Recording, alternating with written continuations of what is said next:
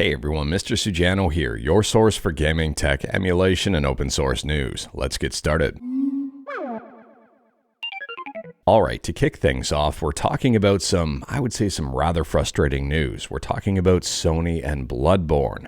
And it turns out that Sony is not a big fan of Bloodborne's 60 frames per second patches. In fact, they took one down off the internet, the only one. So Lance McDonald, who you may or may not know is the person behind the 60 frames per second patch, says on February 21st, 2021, I created and released a patch for Bloodborne which makes the game run at 60 frames per second.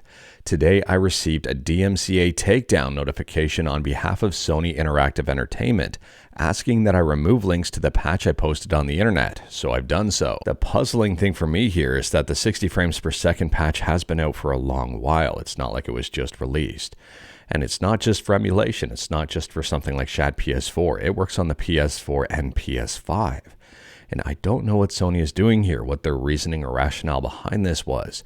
I mean, it just seems like they're against people having fun and trying to enjoy one of their amazing games at the utmost potential. Now, I don't know about you, but to me, something just seems a little bit fishy, a little bit off here, because this seemingly came out of nowhere. I mean, this is all just speculation, and sometimes where there's smoke, there's fire. But at the same time here, if it doesn't happen, and it could completely not happen, it wouldn't make any sense to me. I mean, Sony just walking around and out of nowhere deciding to be a big stick in the mud about this stuff.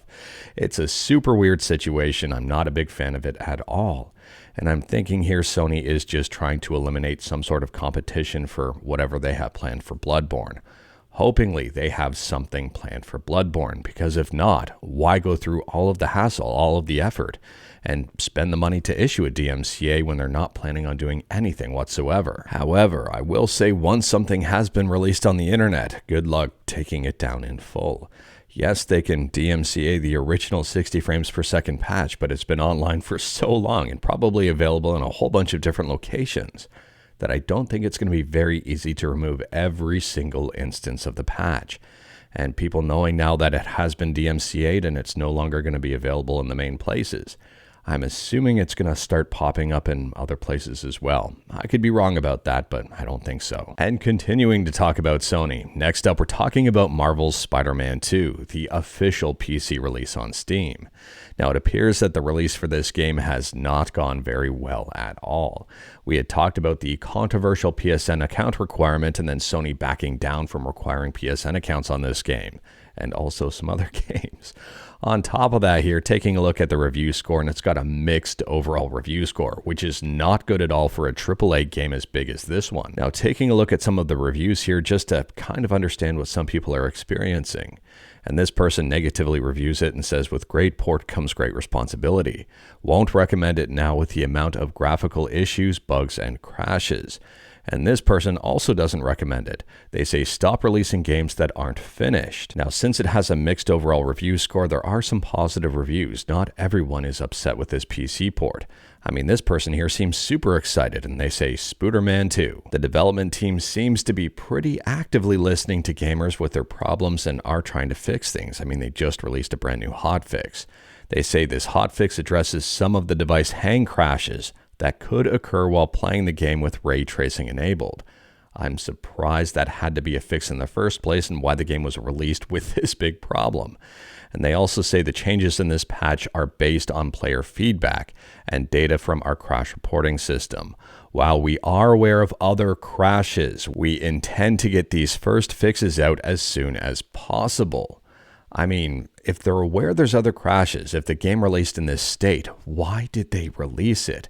We see this time and time again. I'm going to stop going on a rant here because I'm sick and tired of seeing broken games on launch. And this is one of the reasons why I don't pre-order games, and why I'm also very, very thankful for Steam's return system. Now, if you remember, a while back, there was an unofficial PC port of Marvel Spider-Man 2 that was released unofficially. It was an unofficial port based on a leaked version of the game that was part of that huge Insomniac leak a while back. Anyways, there was a development team that worked on the unofficial PC port, and tried to make things a lot better, tried to make the game run smoother, tried to fix textures and even more. And there are some side-by-side comparisons. There's a lot of side-by-side comparisons over on YouTube. And interestingly here, performance, I would say, is, well, it's better on the official version for sure, taking a look at some of these numbers. There's less stutters, it just seems a lot smoother, but at the same time here, some people are reporting that the unofficial version crashes less than the official version, which I find absolutely wild. And speaking about wild, next up we're still talking about Sony, and this time about the PlayStation 5 and Forza Horizon 5. And I would say this is a lot better news. Anyways, it has been announced, it is official and confirmed. Forza Horizon 5 is arriving on the PlayStation 5 this spring. There were a lot of people out there who were really hoping for this. There were a lot of people out there who said this was never going to happen. A lot of people were skeptical about this one and trying to call Xbox out on the perceived bluff of not having console exclusives. And it turns out that Xbox is staying true to their word, true to their vision. And Forza Horizon 5 on the PlayStation, I think, is going to be huge for the PlayStation. And speaking about huge, next up we're talking about Nintendo 64 emulation with RMG, which stands for Subscribe to Mr. Sujano, or Rosalie's Mupen GUI, depending on how you wanted to interpret that. Anyways, RMG just got a brand new, very big update. So at the time of filming, version 0.7.2 is the latest update. There's a number of fixes, a number of improvements, and one very big new feature. They have implemented cheat support for netplay. Now, I don't know about you, but if I've played a game to death, if I've played the heck out of a game and, well, wanted to revive it and have some more fun with it, I like to use cheats. It's sometimes very fun just to mess around and enjoy a game in different ways. Anyways, here, I think this is a really big win for RMG, and RMG is 100% free and open source.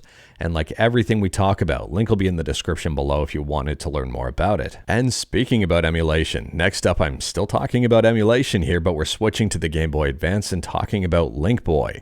LinkBoy is a brand new GBA emulator on Android, and it's a continuation or next version of MyBoy. So if we take a look here on the Google Play Store, LinkBoy is made by Pixel Respawn LLC, which is the exact same company or person behind MyBoy Lite. Now, MyBoy Lite was extremely popular. It's got over 10 million downloads, but with only a 3.8 star rating, a lot lower than I would have expected for an emulator this popular. MyBoy Lite contains ads, whereas LinkBoy has in-app purchases, and that is one very big difference. LinkBoy is free to use, but some of the stuff is locked behind a paywall. For example, behind the $4 paywall here, you can save your state to multiple slots, link over Wi-Fi direct with friends nearby, load save with on-screen buttons, and unlock all future premium features, because this is new and it will be getting more features. The developer on this one, or someone who claims to be the developer on this one, this is completely unfounded and not verified. Anyways, they say cheats are coming out soon and we're going to add Game Boy and Game Boy Color emulation to LinkBoy. Of course, a lot more features are being actively developed. So based on my understanding, and I could be wrong about this one, but based on the fact that LinkBoy exists, I would say that MyBoy Lite is probably dead. Maybe this will receive updates just to keep it going because it does contain ads and has a massive user base. But I would say for all intents and purposes here, LinkBoy is probably the future for Pixel Respawn for GBA emulation. And if that is the case, there are some other emulators to try if you're not happy with the situation. I mean, you can try something like Pizza Boy A Basic, which I would say is a much more complete emulator at this point in time.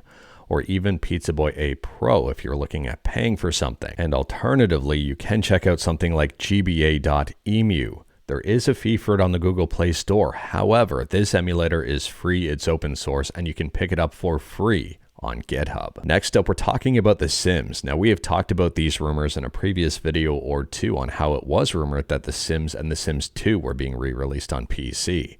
Well, those rumors turned out to be true, and they are available now over on Steam as The Sims and The Sims 2 Legacy Collection. Taking a look at The Sims 1 Legacy Collection on Steam here, and it's got a mostly positive review score, and it doesn't appear to have de novo or anything like that on it, and it is Steam Deck playable. and it's currently priced in Canada at $30. Taking a look at the Sims 2 Legacy Collection, and this is where I'm a little bit surprised. This one has a mixed overall review score as opposed to the exact same as the other one, a mostly positive review score. This one doesn't appear to have de novo or anything on that, and right now it's currently listed as unknown for Steam Deck compatible. Taking a look at some of the reviews here, and some of the things I thought might happen may have possibly come true here, with this possibly being a low effort re-release. I could be wrong in saying that, and feel free to correct me in the comments below if you don't believe so. But it is just a re-release. There don't seem to be any improvements here, and a lot of people are complaining about crashing. This person's review is getting a lot of attention, and they say, cash grab, there is nothing optimized for the game. Launches in 640 by 480 resolution, full screen only, no windowed mode. Refresh rate is locked. If you already have the Ultimate Collection, just skip this one. Now, switching from the Sims 2 to the Sims 1 Legacy Collection and taking a look at the reviews, and the reviews have very similar sentiments. So this person says, who the hell ports a 2000 game and doesn't even scale the UI to modern resolutions? It's impossible to play like this. This person here, though, gave it a positive review, and they say right-click on the game, launch options, then type W, 1920 by 1080. Good stuff. Would be nice if they made it not super small for people who don't know how to fix it. In my opinion here, and feel free to disagree with me and feel free to discuss in the comments below. Let me know your thoughts on the matter. But it does seem that this is a minimum effort re-release. Yes, it's just a re-release, but it seems all the team really did was, well, just make the game run on modern machines with Windows 10 and 11, and that's really about it. I think they could have done so much more here for very minimal effort, minimal more effort than they put in, like just a smidgen more, not a whole lot. Just a little bit more effort here, and I think they could have really had something good. I mean, they're selling these not at cheap prices, not at like $5 or $10.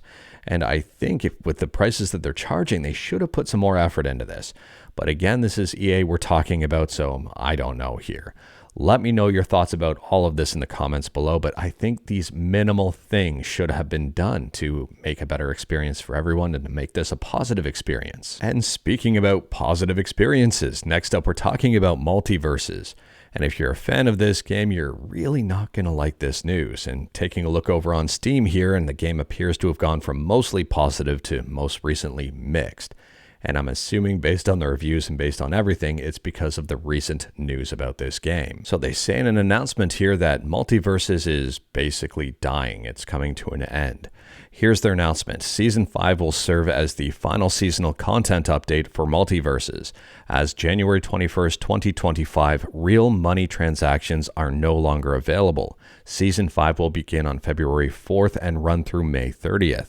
All online features will continue to be available until Season 5 concludes on May 30th, at which point MultiVersus will no longer be available to play online or download. So let that sink in for just a second, and we'll continue on here. Unused Gleamium and character tokens can be used to access and purchase content in-game until the end of Season 5 on May 30th.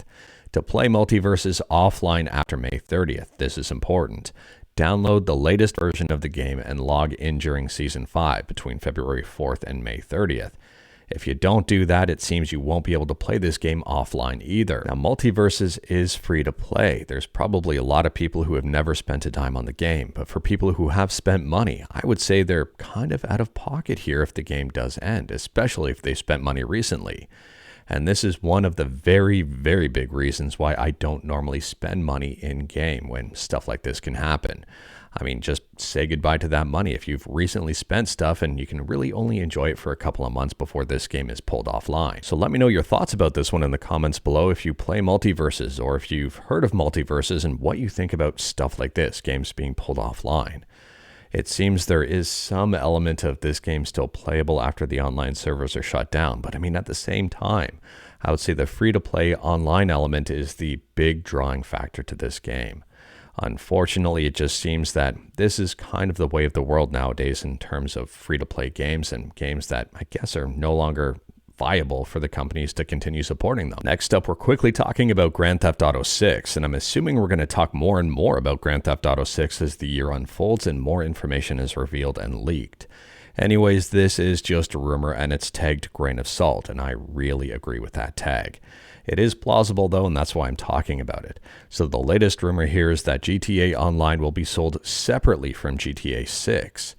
And that to me kind of makes sense, having an online only mode like GTA Online and then having GTA 6 with the base game as well as the online capability. In my opinion here, and this is where the grain of salt comes in, and I'm very curious to hear your thoughts on the matter. I don't think it makes a lot of sense for Rockstar to split the games on launch. I mean, if you think about it, GTA Online will sell for less than GTA 6. It just makes sense to do so. GTA 6 includes the base game and online, and GTA Online is just the online portion. I would assume that some people would buy just the online portion to play the online portion, but if the GTA Online portion wasn't available, then they would buy the base GTA 6 game with online, pay more money just to get the online part. And I think that's what Rockstar would want, more people buying the more expensive version of the game. Now, I may be way off base with that line of thinking, maybe out in left field somewhere, maybe I explained it poorly, and this is kind of why I want to hear your thoughts on the matter as well. But I'm just thinking here, Rockstar is going to want to make as much money as possible. Why offer a cheaper version for people to spend less money as opposed to one version for people to spend more? And then just offer the cheaper version later when sales start to slow down. To me, that would make the most sense here for Rockstar, figuratively and literally. I could be wrong though. And speaking about wrong, you know what's not wrong? Next up here, we're talking about Doom. Now we've got Doom running in a PDF file, Doom running in a Word doc, Doom running on literally everything, and I think even a potato in some way, shape, or form. And now we've got Doom running in a Google search bar. It just seems that everything can run Doom nowadays. If you are curious about this one, I do recommend checking out the video. It shows how it was done, and it shows the game in action. Now, this is obviously not the ideal way to play Doom, but is it a way to play Doom? Absolutely yes. I think this stuff is super neat, super cool, completely not practical, but I mean at the exact same time, it's pretty neat to see what you can accomplish nowadays. And last up here, we're talking about MAME on Android with MAME4Droid Current. Now this is more of just a friendly heads up. On the Google Play Store, it's version 0273. But on GitHub, it's free and open source. On GitHub, it's already at version 0274. I'm assuming this update is going to hit the Google Play Store in the next few days or possibly within the week.